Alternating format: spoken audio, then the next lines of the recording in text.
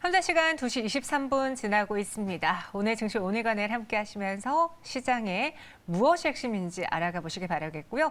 이번 순서는 긴급진단 코스파트너스 김남 부대표와 함께 확인해 보겠습니다. 어서 오세요. 예, 안녕하세요. 네, 안녕하세요. 부대표님하고는 세 가지 섹터를 다뤄볼 테고요. 그 안에서 대표 종목도 만나보시죠. 첫 번째 상황실입니다. CNT 도전제, 도전! 나노신소재입니다. 전기차 배터리 핵심인 CNT 수요가 급증한다라는 소식 때문에 제가 이렇게 도전을 외쳤는데 네. 화면에 안 나갔네요. 네, 이 CNT 도전제가 무엇인지 왜 수요가 늘어나는지 알아야 저희가 나노신소재를 살까 말까 고민할 수 있겠어요. 네. 지금 그런 이슈들 많이 보셨을 겁니다. 네. 대주전자재료, 나노신소재, 음극재가 있잖아요. 음극재가 지금 현재는 흑연계 음극재들이 많이 사용을 하고 있는데 이게 점점 실리콘 음극재로 바뀌어가는 그런 추세에 있고요. 아직은 그 바뀌고 있는 그 단계가 조금씩 미미합니다만 계속해서 시장이 23년, 24년으로 갈수록 개화가 될 거라고 보고 있습니다. 그런데 이제 이 실리콘 음극재 같은 경우에는 치명적인 단점이 있어요. 실리콘의 성질 때문인데 이게 배터리를 충전을 하고 방전을 하게 되면 부피가 왔다 갔다 하면서 부피가 팽창이 되는 그런 이제 상황들이 만들어지게 됩니다. 그래서 이런 단점을 좀 보완을 시켜줄 수 있는 한 가지 첨가제 같은 그런 이제 재료가 필요한 거고 그게 탄소 나노튜브 도전제라고 보시면 되겠고요. 실리콘의 팽창을 막아주면서도 기존에 대비해서 전도도라고 해요. 그러니까 결국에 그 전극의 전자 이동 경로를 형성을 해서 전도도를 확 올려주는 거죠. 그런데 이것에 있어서 탄소 나노튜브가 굉장히 그 강한 모습을 보여주고 있는데 전도도가 10%가량 올라가게 되면 도전제 사용량을 한 30%가량 줄일 수 있게 됩니다. 비용도 줄일 수가 있고 가장 중요한 것은 도전제가 많이 들어가던 그 부피를 조금 사용하게 되면 그만큼 양극재를 더 채울 수가 있잖아요. 그렇게 되면 결론적으로 배터리 용량이나 주행거리, 이런 수명 등 이런 부분들을 크게 늘릴 수 있다는 그런 점에서 나노신소재의 탄소 나노튜브 도전제가 굉장히 각광을 받고 있고 실제로 이 탄소 나노튜브 같은 경우에는 많은 전자기기에 사용이 되고 있는데 이 리튬 2차 전지 쪽에는 특히나 음극재에 들어가는 탄소 나노튜브에 있어서는 나노튜브 도전제에 있어서는 사실상 나노신소재가 거의 유일하다. 대량 생산에 성공을 한 기업은 그런 맥락에서 국뽕이라고 하죠. 애국심이 뿜뿜 들어가는 그런 이제 기업이 나노신소재로서 오늘 같은 경우에도 주가가 상당히 좀 각광을 받고 있는 그런 모습들을 말씀드릴 수 있겠습니다. 우리 부대표님 조근조근 설명해 주시다가 갑자기 국뽕이라는 단어가 나와서 놀랐는데 그만큼 그 기술력을 인정받은 나노신소재다. 그럼 지금 이 CNT 시장과 관련된 국내 기업들은 무엇이 있는지 앞서 이제 독보적이라고 하셨는데 그럼 나노신소재가 갖고 있는 강점이 정말 유일한 독보적인 그 강점이 무엇인지 조금 더 쉽게 설명해 주시겠어요? 네, 이 그동안의 탄소 나노튜브 하면 CNT라고 해서 관련주들이 몇몇 기업들이 이제 오르락 내리락 하고 있었던 그런 상황인데 XINC라는 그런 기업도 있고 우리가 잘 알고 있는 LG화학이나 금호석유 이런 기업들도 CNT 관련주로 한 차례 또 분류되기도 했었어요. 그리고 상보, 오픈베이스 이런 기업들도 CNT하고 관련이 있다고 싶은 이제 그런 기업들이 있는데 대표적으로 이 금호석유 같은 경우에는 리튬 2차 전지용 CNT의 플랜트 테스트를 했었었고 품질 승인을 한번 완료를 받은 이제 그런 이슈가 있어요. 그래서 아직까지는 제가 앞서 말씀을 드렸던 나노신소재처럼 대량 생산에 성공을 한 그런 기업들은 크게 시장에서 좀 사실상 찾아보기가 힘든 것도 얘기를 좀 드려야 될 것 같고 나노신소재가 정말 대단한 게 이 탄소 나노튜브에 대해서는 많은 기업들이 좀 가지고 있는 특이성에 대해서 장점이 워낙 많기 때문에 이 기술 개발에 박차를 가하고 있었지만 사실 기술 진입 장벽이 너무 높다 보니까 일본 기업 같은 경우에도 하나둘씩 포기를 하는 그런 모습들이 나타났었는데 결국에 시작은 우리 기업이 먼저 하지 않았지만 대량 생산에 성공을 한 기업이 나노신소재다 이렇게 좀 말씀드릴 수 있겠고요. 여타 관련 기업들은 이제 좀 이 기술 개발에 조금씩 관심을 가져보면서 대량 생산을 위해서 여러 가지 테스트를 하고 있는 그런 상황이다라고 말씀드릴 수 있겠습니다. 결론적으로 이 음극재용 CNT 도전제 생산에 있어서는 자신 있게 여전히 유일한 기업이다라고 말씀드릴 수 있겠고 네. 우리가 잘 알고 있는 포르쉐 타이칸 있잖아요. 전기차. 그런데 좀 상당히 하이 클래스의 그런 전기차죠. 여기에 바로 실리콘 응급제가 이제 들어가면서 여기에 들어가는 탄소 나노튜브 도전제는 누가 만들었느냐? 나노신소재가 만들었다. 이렇게 말씀드릴 수 있겠습니다. 글로벌 전기차 브랜드들이 하나둘씩 24년, 25년으로 갈수록 전기차 라인업을 확대를 하게 될 거예요. 근데 그 과정 속에서 여전히 흑연계 음극재를 탑재를 하고 있는 배터리 같은 경우에도 배터리를 탑재한 그런 전기차들도 계속 나오겠지만은 앞으로 상당히 고부가 가치 있는 그런 하이 클래스의 차량들은 서서히 실리콘 음극재를 탑재를 하고 그 안에 탄소 나노튜브 도전제는 음극재에 있어서는 여기밖에 만들지 못하기 때문에 앞으로 시장이 본격적으로 개화되는 24년도부터는 그 몸값이 조금 더 올라가지 않을까라고 많은 분들이 예상을 하고 있습니다. 대량 생산이 중요하잖아요. 사실 그렇죠. 그만큼 주문이 들어오는데 만들어내야 되는데 그 만들 수 있는 기술력까지 갖고 있는 거는 나노신소재다. 그래서 이야기해 주셨고요. 차트를 보면은 최근에 이제 2차 전지 소재주들이 오른 것처럼 나노신소재도 많이 올랐는데 2차 전지 소재 중에 가장 저평가다라는 증권가의 분석이 있습니다. 네. 가장 저평가. 2차 전지 내에서 저평가라는 단어가 참 나오기가 쉽지 않은데 어떻게 생각하시는지 지금 매수해봐도 괜찮을까요? 꼭 오늘처럼 이렇게 올랐을 때 매수를 하기보다는요. 그러니까 바닥권이 대략 한 3만 원 선에 위치해 있는 기업이 나노신소재거든요. 현재 가격이 한 7만 8천 원 선이니까 바닥 대비해서 대략 한 2배하고도 조금 더 넘는 그런 이제 상승률을 보이고 있습니다. 이 종목을 단기적으로만 놓고 봤었을 때는 현재 주가가 다소 올라와 있고 그리고 오늘 같은 경우에도 다소 좀 윗꼬리가 달리는 그런 모습들이 나타나면서 약간 부담스러운 것은 사실이에요. 그렇지만 제가 앞서서 말씀드렸던 이 탄소 나노튜브 도전제 시장이 이제 막 개화하기 시작했다라고 말씀을 드렸고요. 그 안에서 나노신소재가 계속해서 생산 시설을 증설을 나가고 있는 모습도 확인되고 있습니다.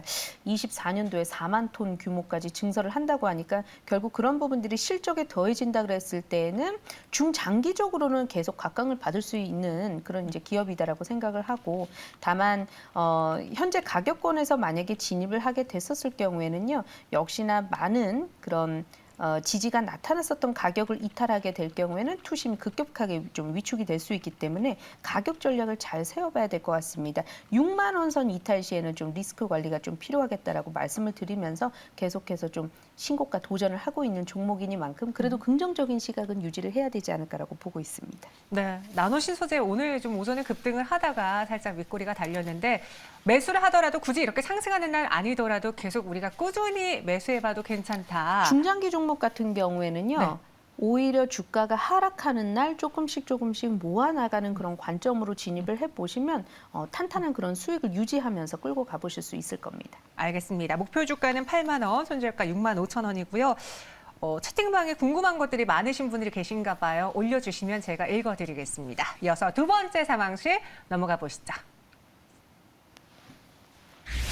출근하지 마세요. 소프트 캠프. 오늘 재택근무주들이 상승하고 있습니다. 이제 사회적 거리두기 강화를 시사하면서 재택근무주들이 수혜를 보고 있는데 사실 저희가 코로나19 때 많은 섹터가 올랐지만 그때 재택근무주들이 많이 올랐고 저는 궁금한 게 실질적으로 이들이 수혜를 받는 종목인지 얼마만큼 개선이 됐는지 실적에 있어서 그게 좀 궁금하더라고요.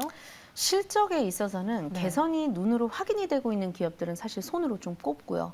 이슈가 강한 데에 비해서 몇몇 기업들은 실적이 그만큼 기대치만큼 따라주지 않는 그런 기업들도 있습니다. 그런데 제가 주목을 하고 있는 것은 이런 지금 관련 재택근무 관련 기업들의 소프트웨어가 오늘 일은 아니거든요. 코로나19 이후에 새로 프로그램이 출시가 됐다든지 이제 그렇지는 않은데 이러한 관련 프로그램들은 이미 수년 전부터 대기업을 위주로 해서 사용이 되던 그런 프로그램이었는데 저는 트렌드가 좀 바뀌었다라고 좀 말씀을 드릴 수 있을 것 같아요. 그러니까 과거에는 재택근무라고 한다면 과연 그게 조직 체계에서 우리나라 특히나 그 좀 딱딱한 조직 체계에서 그게 가능할까라는 그런 의견들이 있었었고 또 그렇기 때문에 때문에 먼 미래에 가서는 재택근무가 또 늘어나겠지만 지금 현재 당장 그런 관련 소프트웨어들의 매출이 증가를 할 정도로 실효성이 있을까에 대한 그런 의문들이 사실 있었었는데 강제적으로 코로나19가 워낙에 또 확산이 되다 보니까 많은 관련 기업들 특히나 이제 많은 인구 밀도가 높은 그런 사무실들이 있잖아요. 대표적으로 콜센터라든지 이런 데에서는 제가 지금 계속 체크를 해보니까 여전히 재택근무가 상당히 주류를 이뤄서 활동을 하고 있어요. 이제 그런 측면에서는 관련 기업들의 프로그램들의 매출 상승에 있어서는 점점 더 증가를 할 수 있지 않겠느냐라고 말씀을 드리고 싶고 그렇기 때문에 단기적인 측면에서 재택근무 관련주들 좋습니다라기보다 중장기적으로 트렌드가 변화하면서 관련 기업들 안에서 선두권에 있는 기업들은 아마 좀 탈바꿈하게 되는 그런 계기를 코로나19로 인해서 받게 될 것이다라고 말씀드리고 싶고요.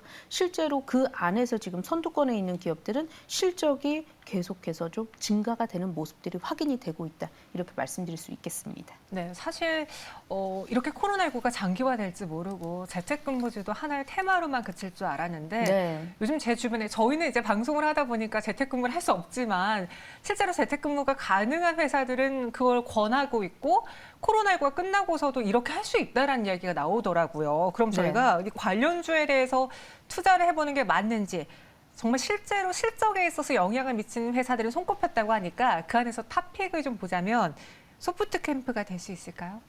저는 소프트캠프도 괜찮게 보고 있지만요. 네. 지금 선두권에 있는 기업들 살펴보자라고 말씀드렸었고 선두권에. 그 안에서 알서포트가 눈에 띄더라고요. 매출이 어느 정도 늘어났냐면 지금 새로운 신사옥을 만들고 있다라고 해요. 그러니까 정말 장사가 잘 된 그런 기업이다라는 게 사옥을 올리면서 그런 이제 뉴스들이 좀 보도가 되는 것을 보면서 이제 짐작을 하게 되는데 사실 알서포트는 국내 안에서 유명한 기업이다라기보다 일본에서 훨씬 더 유명한 기업이다라고 좀 보시면 될 것 같아요.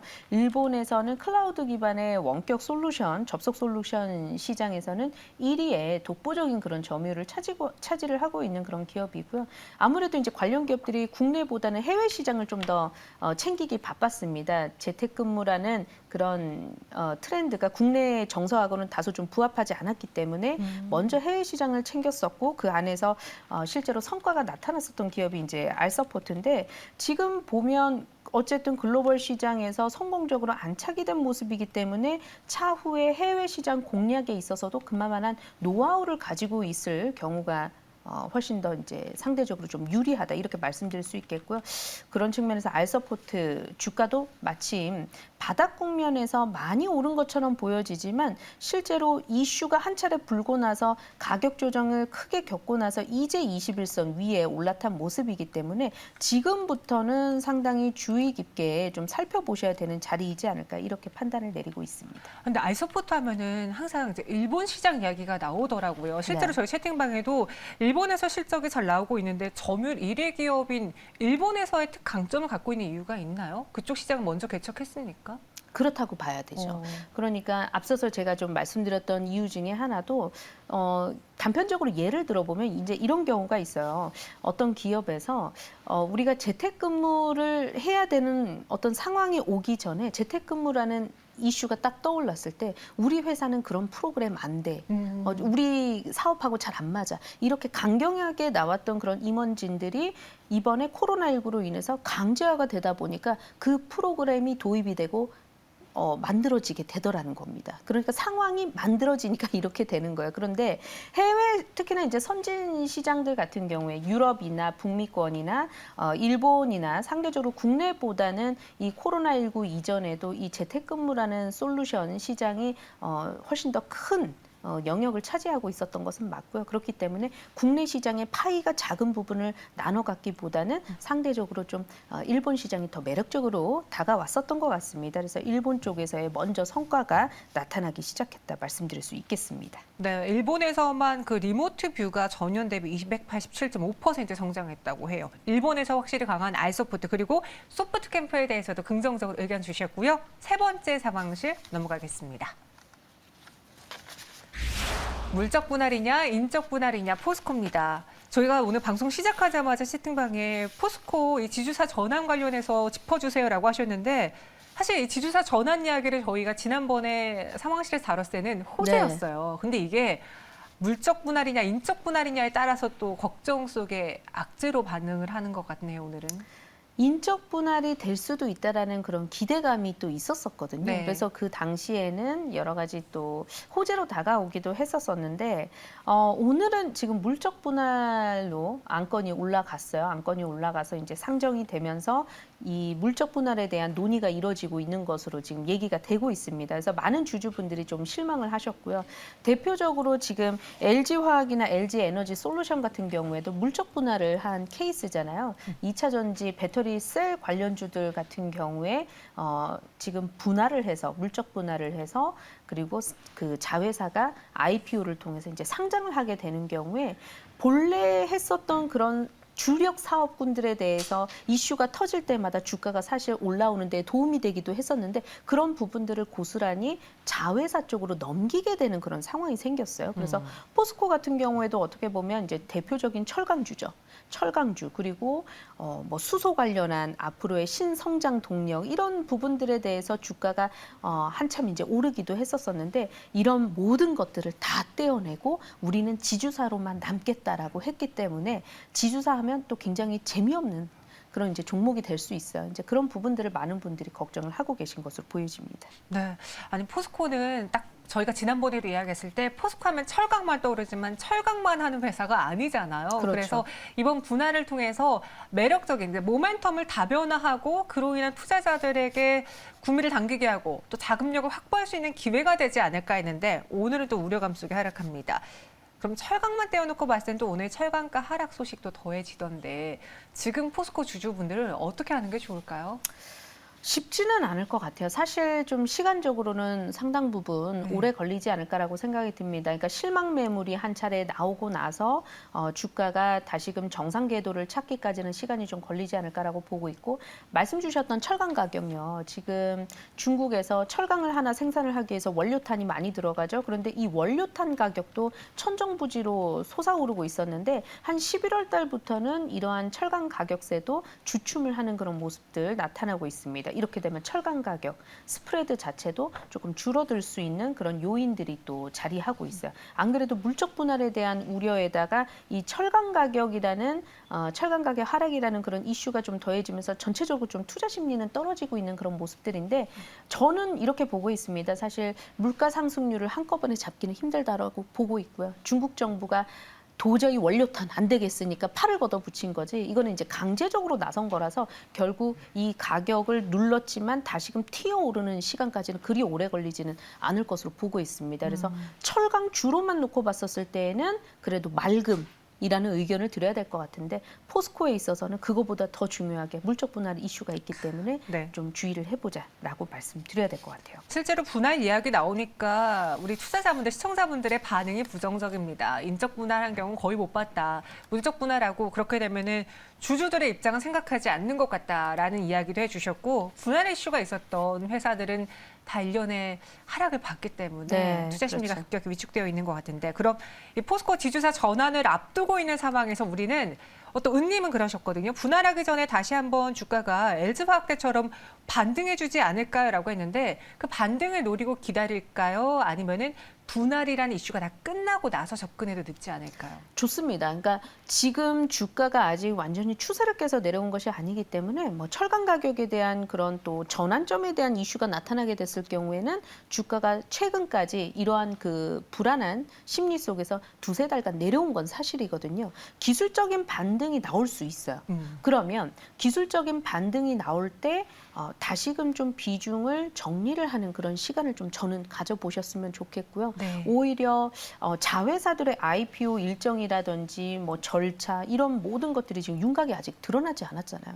급하게 담을 필요는 없지 않을까. 그러니까 한 차례 발을 빼고 나서 좋은 가격이 오면 그대로 이제 좋은 가격에서 한 차례 빠져나온 이후에 상황들을 좀 지켜보고 나서 포스코가 가지고 있는 그런 강점 또 굉장히 수십 년 동안 그 자리에서 발군의 실적을 나타냈던 그런 기업이고 앞으로는 성장 동력이 지금 더해진 그런 상황이기 때문에 네. 그러한 부분에서는 중장기적으로는 좋은 가격선이 왔었을 때 좀 접근을 해보자.